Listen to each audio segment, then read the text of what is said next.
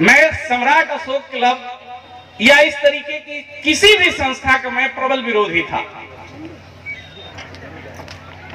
मेरे बाबूजी जो पिछले 12 साल से सुबह 4 बजे भोर में बिहार की धरती से निकलते थे, वो अपना लिट्टी बाटी बना के और कंटिन्यू आते थे और इसी भीड़ में पुआल पे बैठ के जाते थे।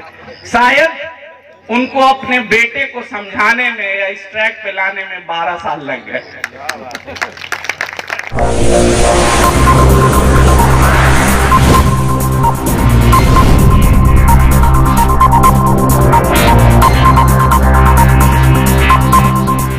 माननीय जितने भी मेरे सीनियर्स हैं, एक जेंटलमैन को इन्होंने जेंटलमैन की फील्ड से उतार कर सोशल इंजीनियरिंग का सांड बना दिया।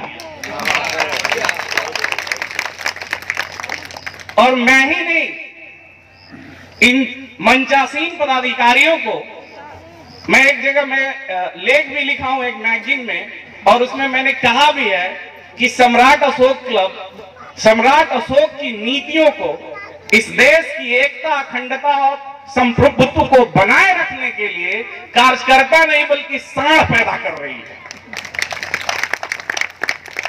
इसलिए पुनः चूंकि समय की नजाकत को देखते हुए, आपका बहुत समय न लेते हुए, पुनः मैं सबका आभार व्यक्त करते हुए पुनः सम्राट अशोक क्लब पूरे परिवार को बिहार प्रदेश की ओर से सादर नमन करता हूं।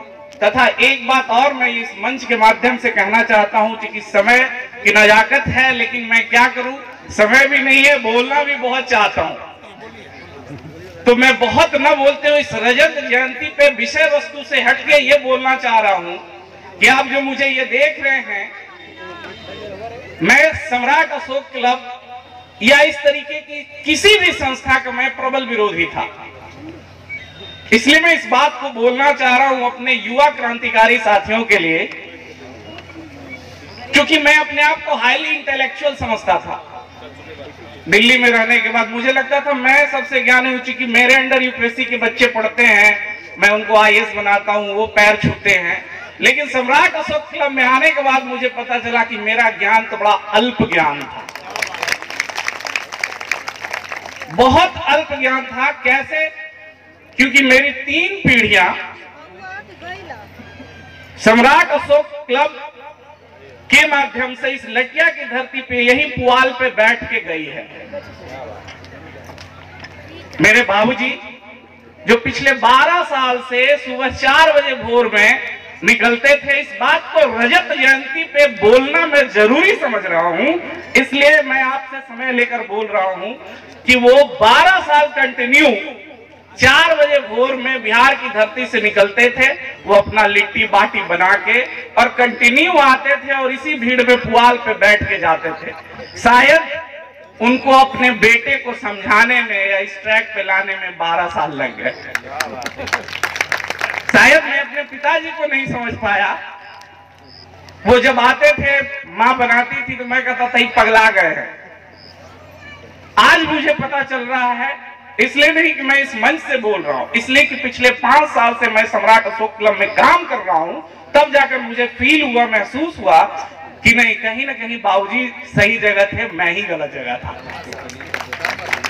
और तो और एक और मैं बात बता दूं, क्योंकि महत्वाकांक्षाएं बहुत बढ़ जाती हैं कहीं भी किसी संगठन में काम करते हुए, तो मैं अपने साथियों और जितने भी गणमान्य लोग हैं, खासकर यहाँ उपस्थित, उनको फिर से इस रजत जयंती, सम्राट अशोक क्लब की रजत जयंती पे बताऊं कि इसी माटी में, इसी पुआल में और सर्द ठंड में बिहार से ही मेरे नाना जी लगते हैं, और वो उस समय वर्तमान विधायक थे माननीय एनके नंदा, नंद कुमार नंदा, और आपके इस पावन माटी पे उन्होंने भी पुआल पे बैठ के रात गुजारी है अपने बॉडीगार्ड के साथ।